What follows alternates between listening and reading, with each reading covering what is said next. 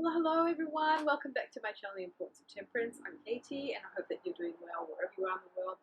I know I've got a cheeky Prosecco in my hand. I just got back from work, guys. So I'm super freaking excited tonight to do this tag. It's called Tarot Romance Tropes, and it is a tag from the lovely Sylvie over at Magpie Tarot, and I watched it the first time on Chanel's channel.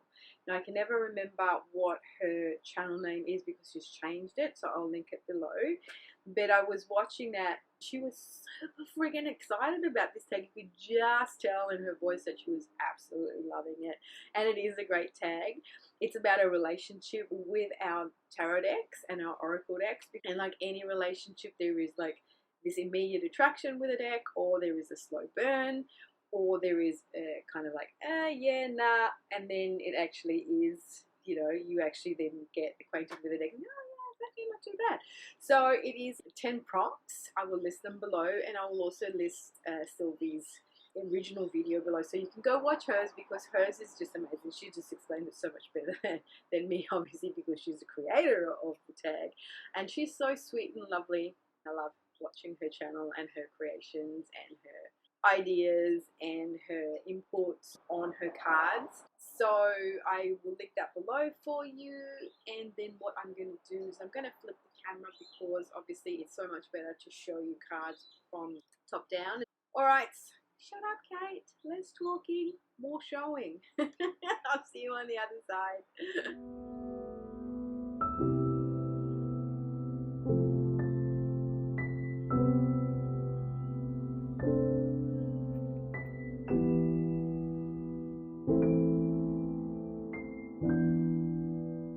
Alright, here we are, friends.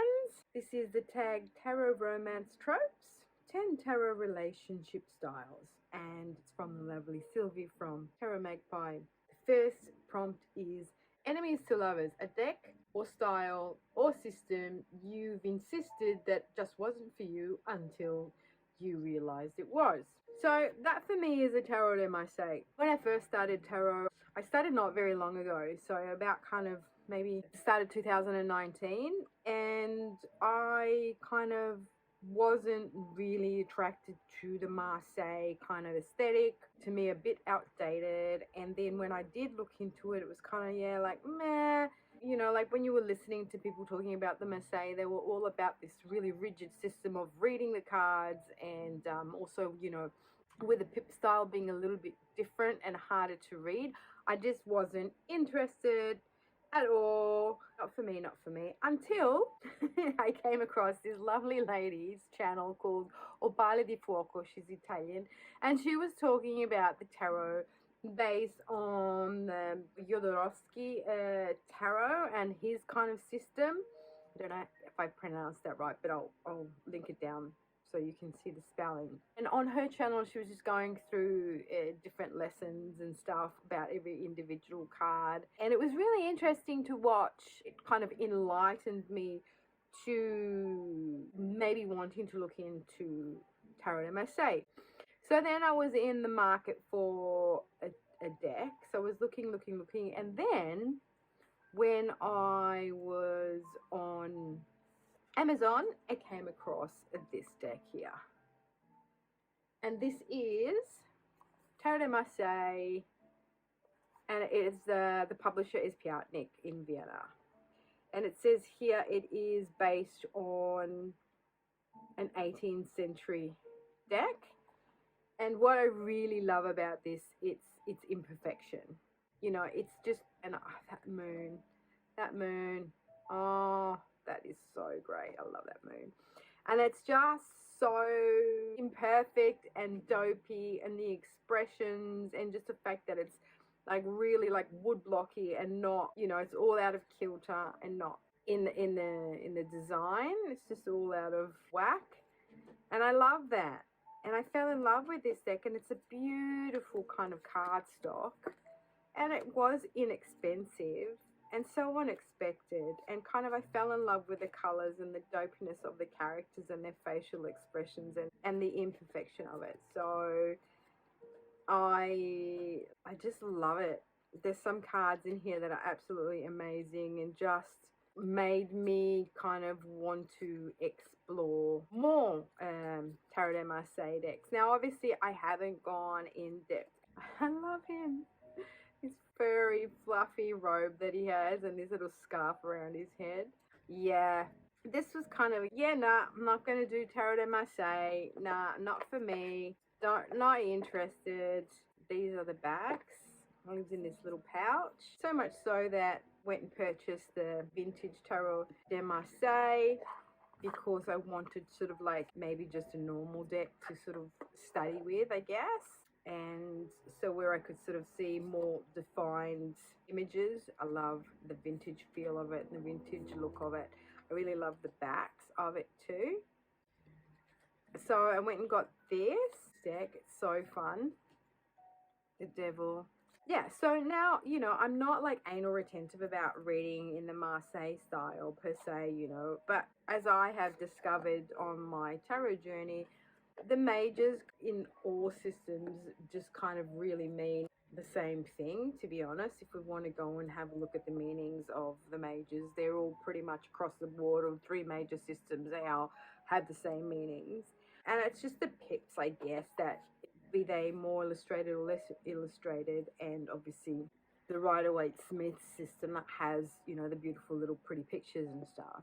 And then I have come into possession of this deck, which was a little bit unexpected. This is the 1JJ Swiss.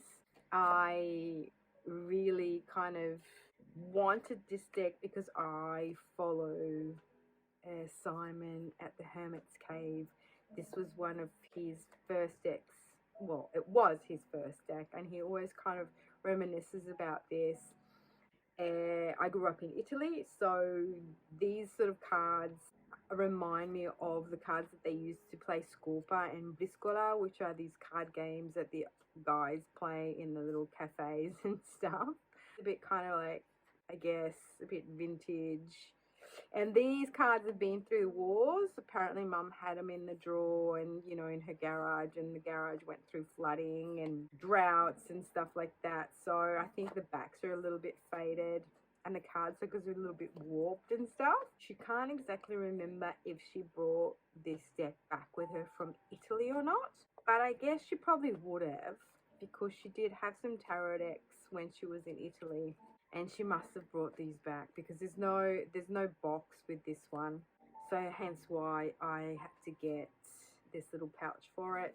And it's like all warped, and I had like a bit of mud on them when I got them the other time that I was up to visit her. So this little pouch is so cute. Got that for this deck. And I got this pouch for my Pjatnik deck because the tuck box is so tight I can't get them in. Here, that the Marseille Vintage Tarot. This is the La Scarabeo deck. Okay, so that was my enemies to lovers. So the second prompt is friends to lovers. So it's a deck that you like well enough, and then one reading deepened or change your relationship with it. So this is my soul cards. Now this deck here is an indie deck. I got it from the States. It's like one of the most expensive decks that I kind of got. And this I got earlier in my tarot journey. And I got it because obviously of the aesthetics. I just love the look of it. The rose petal finish box. I love the white flowers. It smells so nice. And it's got like matte gilt edging. As you can see, it's like a bit worse for wear at the moment. But the thing about this deck is, yeah, pretty, but as you can see, it's very pippish and very geometric. And at the start of my journey, I couldn't really read with it. It was a bit intimidating, I guess. I mean, even though if you have a look at them, you can see death here, you can see the skull. So, it's not like they're hard to read with. But I wasn't too aware of Marseille background ability to read the cards just as a pip, as numerology. And yeah, so I loved it. So pretty, so happy to have it, felt good. but I wasn't kind of getting it, so I wasn't using it. And then what happened was I decided to kind of like just open my mind to it, like just go with the flow with it and not be too hung up about, look at that beautiful star card, not be too hung up about the system. I mean, also this deck doesn't come with its own kind of like little white book. You have to go online to the website at soulcardtarot.com to look up the meaning of the cards. So yeah, I was kind of like, meh, meh. And then yeah, I just decided, you know what, I'm just going to open up to it and just go with the flow. But yeah, look at that moon card. So I did that, and I kind of read this intuitively now, and I use it more or less as one of those decks when I connect to like a higher vibration, like a higher dimension, like, you know, to my higher self, and I ask certain deep questions about connection to source, and then this deck speaks to me. And soul cards, to me, this is kind of like a soul deck, not necessarily as like a soulmates or soul attraction, but it speaks to my soul, if that makes sense, when I allow it to. Kind of like, I'm also a believer in higher frequencies, higher dimensions, there's light codes, there's coding, and I feel that this deck, it has light codes in it. So that's kind of how I have developed the relationship with this deck, and now I reach for it when I'm feeling that I need a bit of a higher vibe reading, as opposed to just, what's going to happen to me today? You know what I mean? What's happening with this person? Or, you know, in the mundane world. This is more a 5D deck. And I know a lot of people think that might be a bit wanky or new age or stuff like that, but to me, it's not new age. It's what I am into. I'm into communicating with my higher self and letting guidance come through from higher dimensions, and I believe in having a team of highest light that helps me and gives me guidance. So these cards are that. That is my Friends to Lovers deck, which is the soul cards. Third prompt, forced proximity, a deck you use for a month, took on holiday, made yourself work with, or whatever, that changed your relationship with it. So to me, that's a Thoth tarot. Now, there is a little bit of a stigma with this deck. That's the truth of it, right? But I'm a curious person. And as I said in my last video when I was talking about top tarot trumps, the Hermit, I am very curious and I need to go and have a look at things for myself. I need to investigate. And if someone says something is evil, I have to go and understand why that person is saying that something is evil, right?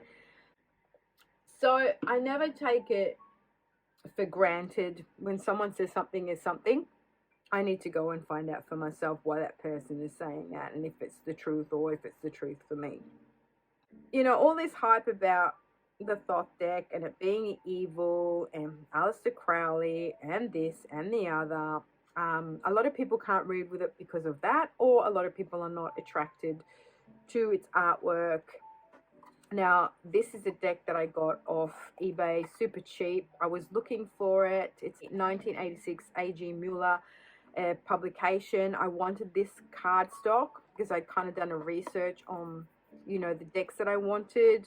I didn't want to buy it new. I didn't like the backs on the new one. And when I was thinking of getting the Thoth deck, I was watching Anna from Astro Lady Tarot, her channel, where she was talking about why people were thinking Aleister Crowley Tarot, the Thoth deck, is evil.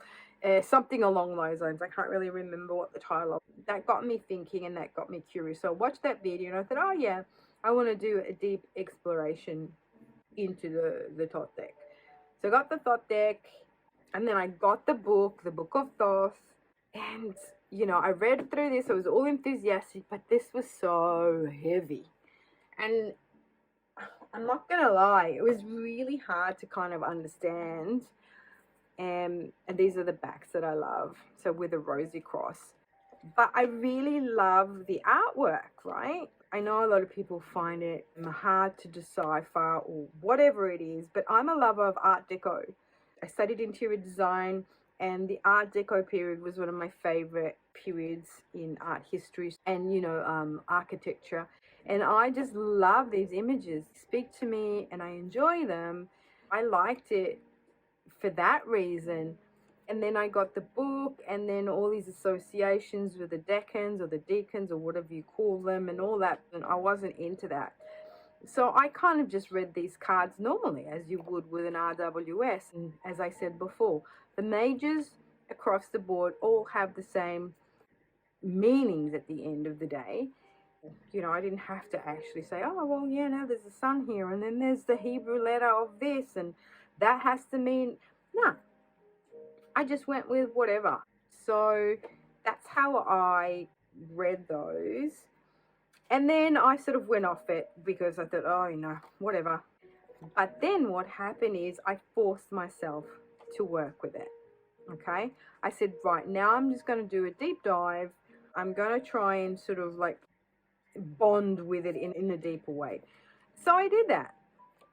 Right. And so now I have a great relationship with this deck. And what's really helped me as well, to be honest, with this deck is this new book that I bought for it. Now this, I ordered it, but it was like out of stock for the longest time. So it finally arrived, and this is the Tarot Mirror of the Soul, a handbook for the Thoth deck by Gerd Ziegler. And this actually changed my rapport with interpreting this deck. It's helped so much. It's so much more light-hearted than the actual Book of Thoth is. And it gives me so much more insight to these cards. I love the artwork. I love the colors.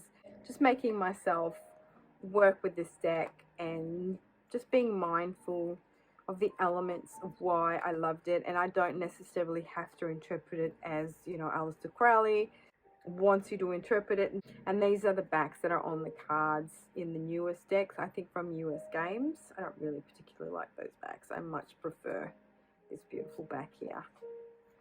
And also, of course, during my journey, in the meantime, I have also got into alchemy, alchemical symbolism. So I've learned a lot more about what this deck brings to the table. It brings in Egyptian kind of mythology and symbolism, the symbology of alchemy itself and what that means. So once I have an understanding of all those elements, reading with these cards is so much easier too. But you don't necessarily have to read the Thoth deck like that. You can just get a companion book and just read them as you feel like, as you are being called to, with your intuition and with the meanings in the book. All right. So that is my fourth proximity deck. Now the next prompt is soulmates, when it was just meant to be. So a deck that you fall in love with immediately and you just see it and boom. So for this prompt, I do have 3 decks. I know, right? Because it's just the way it is. So that's my Voyager Tarot. It is my Tarot of the Third Millennium.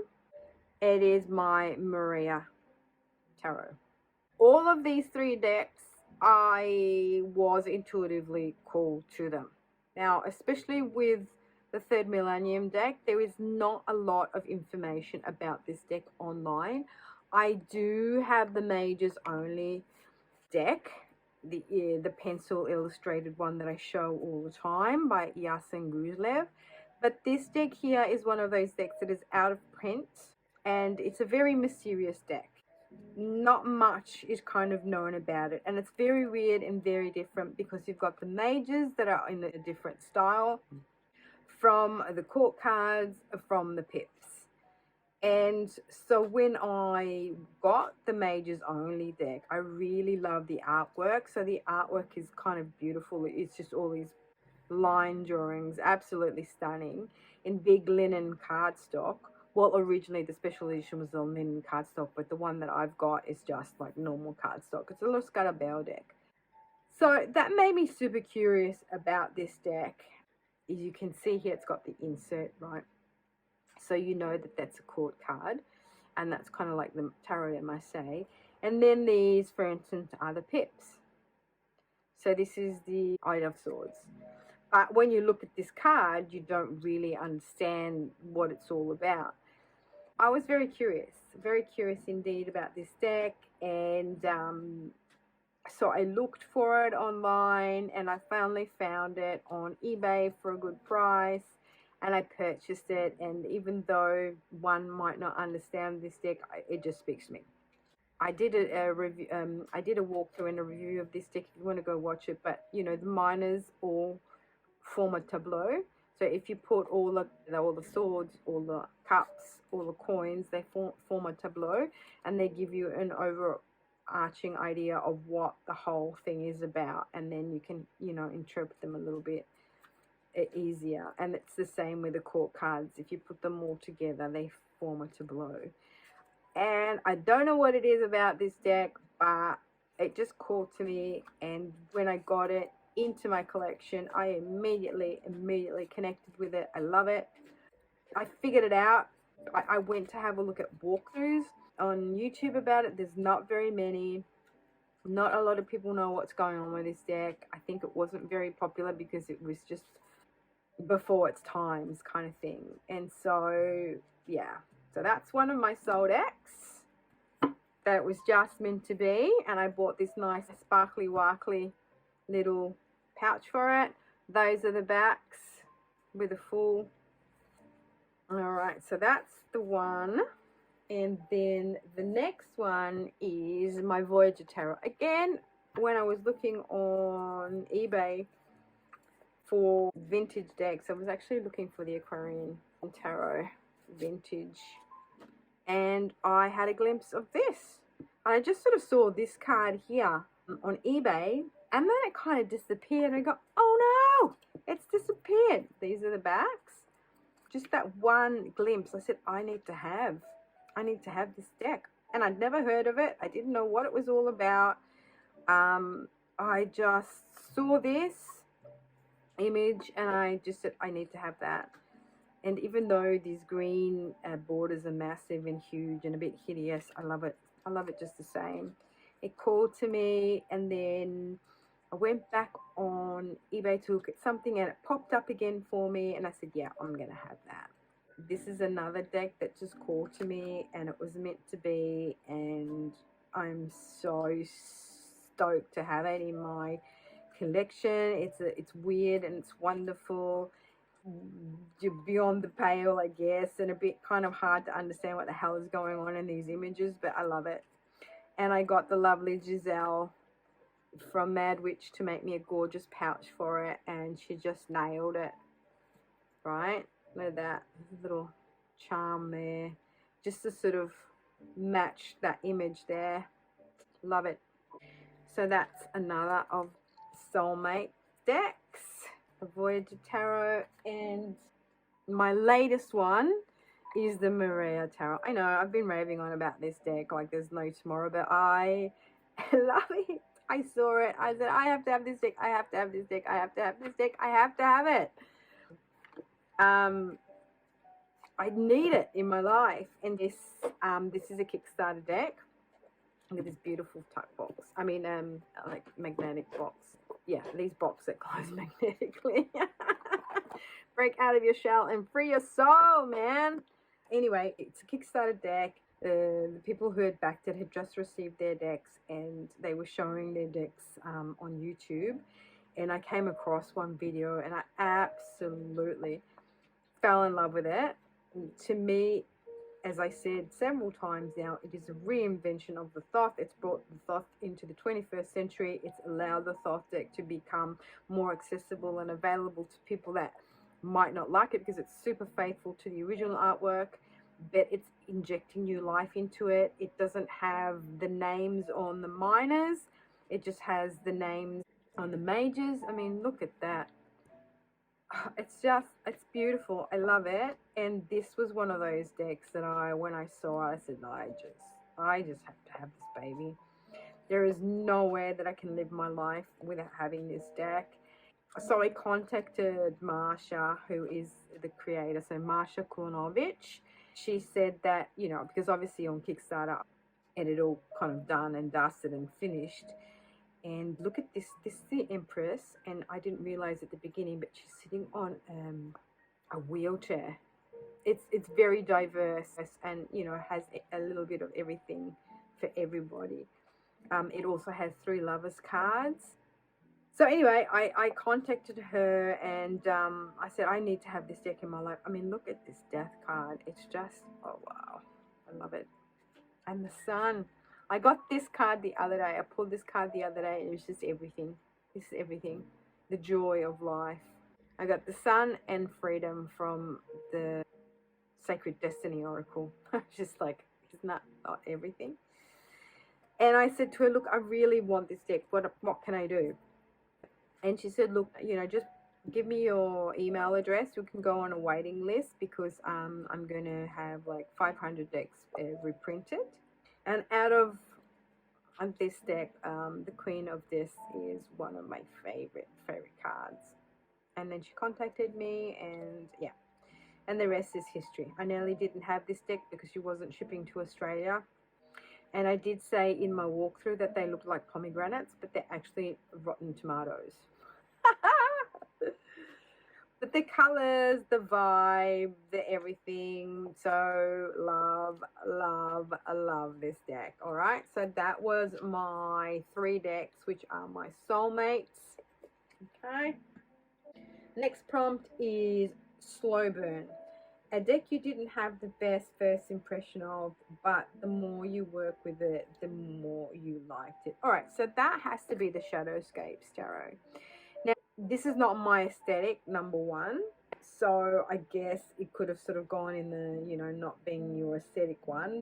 It was also a gift from a beautiful friend of mine. When she knew that I was into tarot decks, she gifted me this because she had like another copy of it.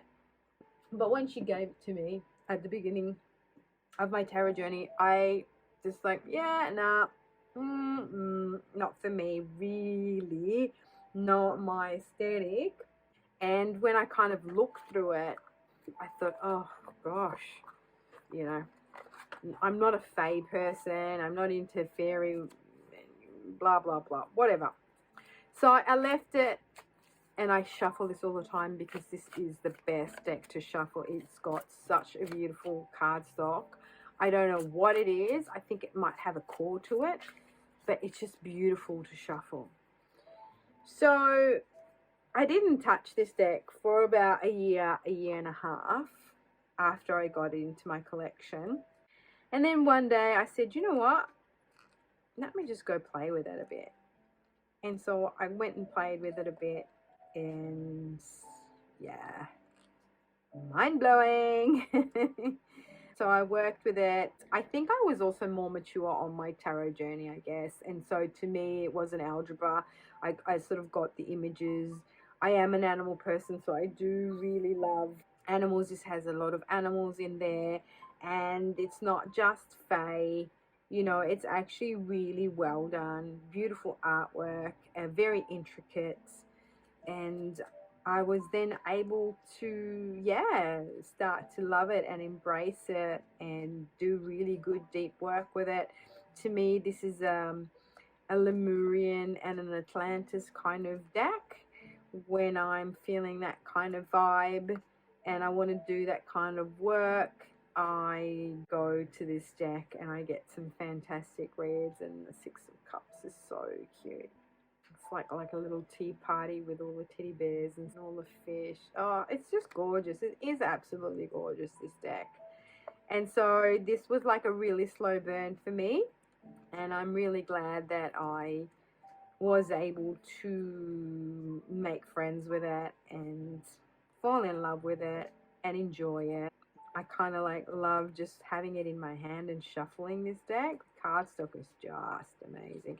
And even though it's quite thin, but it has to have a core. I don't know, when you just, the whole lot is in your hand, it's just wow. And I edged it in purple. And those are the backs. So that's my slow burn deck. the Shadowscapes Tarot. Cool. Next prompt is number 6, opposites attract. This deck is not your usual style, but you love it anyway. Alright, so those have to be these two. Now, I was umming and ahhing about both of these decks for the longest time because I would see them and I liked certain images, but I really didn't like the rest. This one here, everyone used to talk about, and you know, this one here, I'd seen this image and I kind of really liked the image, but it's not my aesthetic, right? And with the Tarot de Colorides, I call it Colorides, but you guys call it Colortides. What I really, really loved about this deck was the backs. And what I really, really loved about this deck was the backs as well, right? So not so much the aesthetic of the cards. I really love the backs. I kind of thought, all right, let's just, you know, get them. And then when I got them, I actually really enjoyed them. Like, even though it's not my aesthetic, I really love the costumes and the colors in the deck. Hang on, let me just move this up a bit because I'm a bit out of frame. And then there's something about this that kind of is growing on me. When I did my first walkthrough of it, I wasn't really super impressed. This reminds me of Kitty from the 70s show, this card. Once you see it, you can't unsee it. And this, you know, is a bit different. But I'm really glad that I've got them both in my collection. The Suit of Swords is my favorite in this deck. I usually don't like the Suit of Swords, but this has got a really gentle kind of vibe to the Suit of Swords.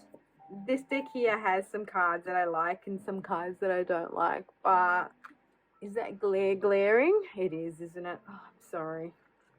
Yeah, so that's a little bit better if I move that across. I know the glare is a bit annoying. Those are those decks where I was umming and ahhing about getting them. They're not really my style, but I vibe with them anyway. I really enjoy them. They're fun. I mean, I love this Nine of Cups. I love, you know, the costumes and what they wear with the big boots. It's kind of a bit like Puss in Boots, isn't it, really? And this one is growing on me too. Like, it's a little bit of fun and an interesting kind of vibe. Like, I love the strength. Yeah, so what really attracted me to this deck were the backs, not so much the artwork in itself. So these are two decks where they've grown on me and I'm really enjoying them, to be honest with you guys. And I'm glad that I did end up getting them in my collection. So 7, blind date, an impulse buy, a gift or a deck you got without much research but ended up really loving. So that has to be these two. So that was my impulse buy, and this was a gift from my cousin for Christmas. I think she ordered it from eBay because it is not the original. It's one of those fake decks. So this one here is the Zen Tarot. Not my aesthetic, nothing that I would have ever purchased for myself at all ever, but now that I've got it, I actually really love it. It's so profound. It's really deep. It's really interesting. It is very Zen. Like it follows a Zen philosophy. I don't have obviously the guidebook to it because it came in a little tuck box without anything, and that's how you kind of know this was a dud.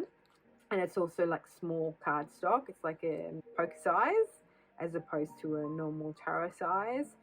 And so I had to sort of go and look up the meanings online. But wow, just really wow. Interesting. I also kind of use these cards sometimes as an oracle, just to use the kind of the keywords down the bottom. You know, isolation. Yeah, so this was a pleasant surprise. Really happy to have it because it would have been a deck that I would have never bought in a million years for myself. playfulness. Look at that. Rebirth. So that was it is very interesting to, you know, receive some gifts from people who really don't know your aesthetic and just think, oh yeah, that'd be cool. And then it actually ends up being something that you use and you enjoy. And this deck here is the Symbolic Soul Tarot. I hadn't bought like a deck for a long time, and I was really in the mood for purchasing a deck, but I wanted something a little bit different, right, from normal. I wasn't gelling with anything. I went on Amazon and was having a look, and this just popped up. It is a Lo Scarabeo deck, but I really love it. And it's the only deck that I have that's black. Like, I've got a black background. These are the black backs.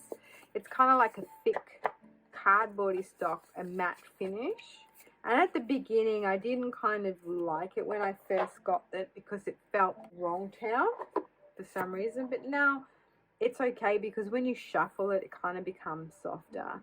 It's just like this deck that is really different. I just love the images. I love the fact that you know, it's black and white and then you've got the cold stamping in gold.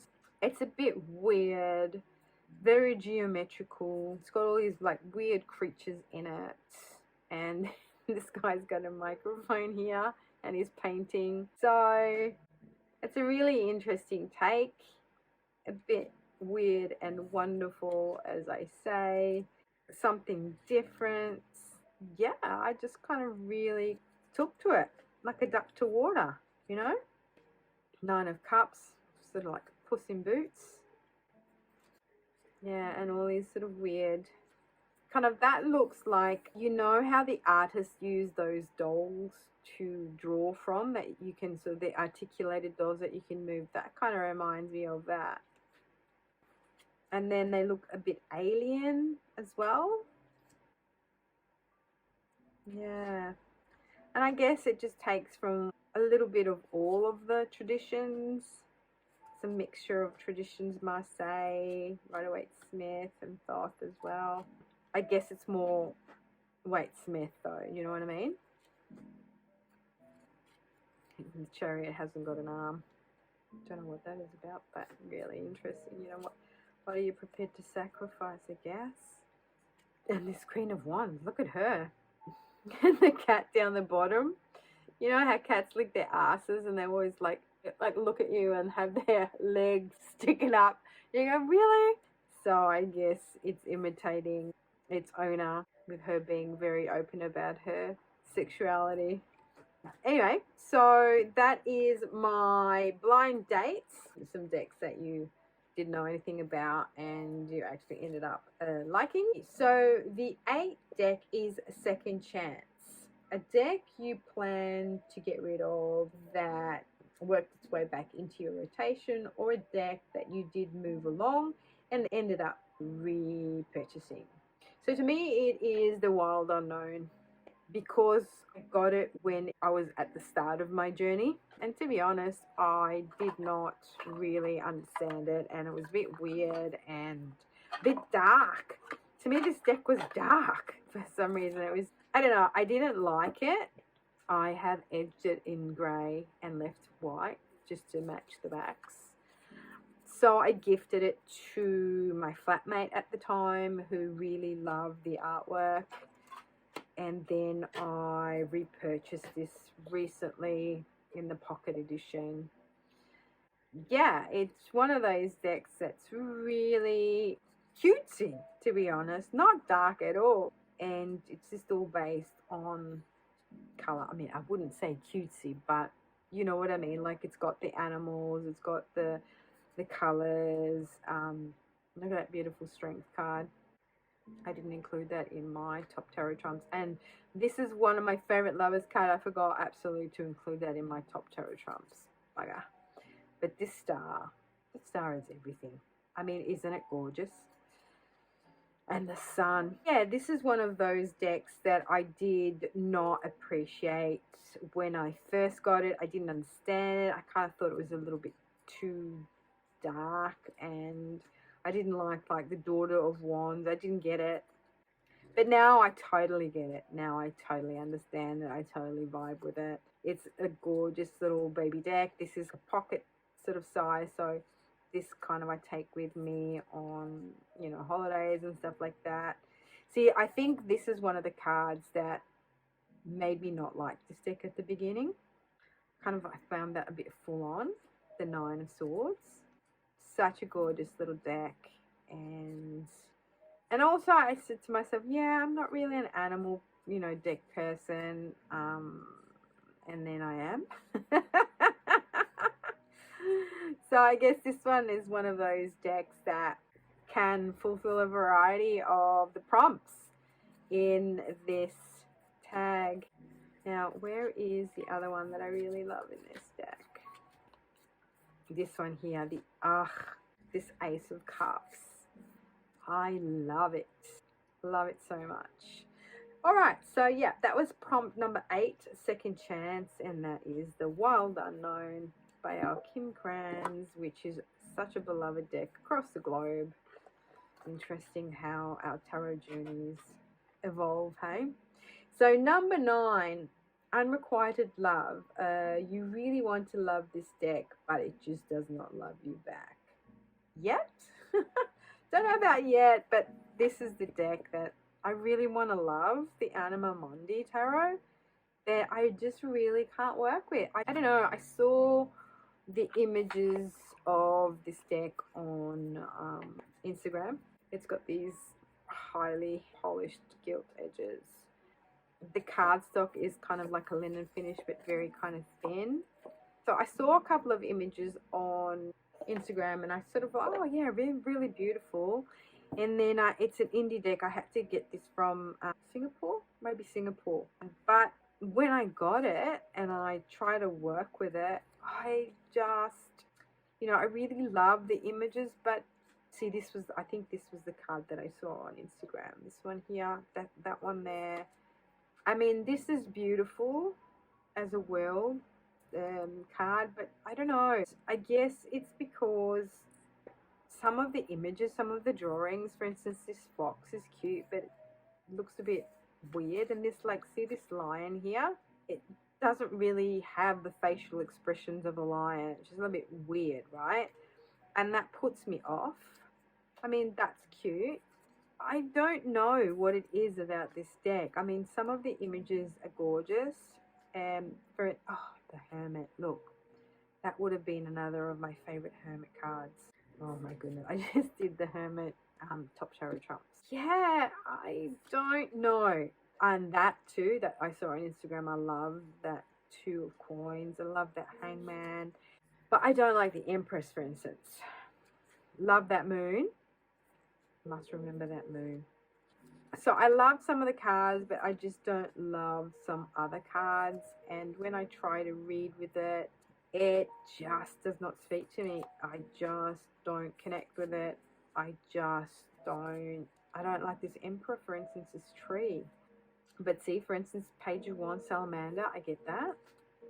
5 of Swords with those feathers. But yeah, it's just really strange. I really, really want to love it. And some of the artwork is stunning. Like, for instance, the 10 of Wands is amazing. And then others, and like that hermit crab, so cute for the 4 of Cups, right? But then the Chariot, the Ram, don't like that. Don't like this tiger. It's just, this tiger is a bit like meh. Yeah, it's a bit unfortunate. Love that for the 3 of Swords. I mean, a 3 of Wands. Love that, for instance, for the 3 of Coins, the Pentacles. Love that for the 8 of Cups.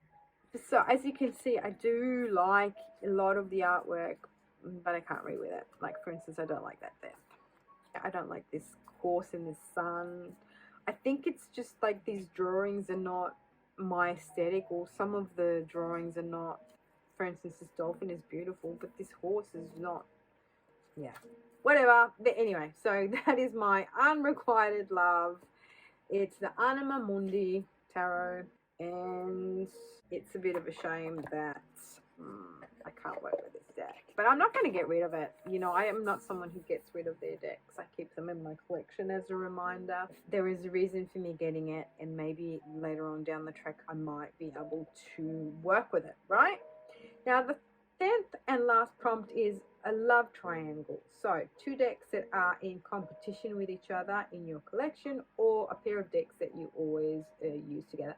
Now, I don't really have tarot decks that are in competition with each other because I always try to not get two decks that are too similar. I like to get decks that are kind of different from each other that add to my collection.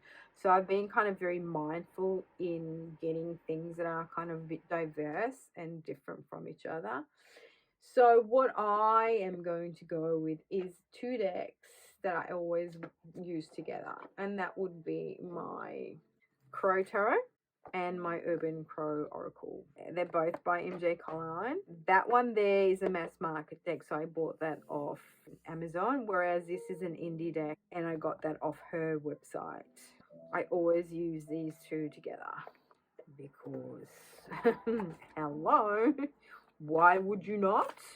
And this is one of those decks, one of the first, and I love the smell of this deck. I've edged it in brown. This is like one of my first animal decks that I purchased at the start of my journey, and yeah, I love it. Are we in frame? No. Let me move these across for you. That's better. Queen of Swords, Fear.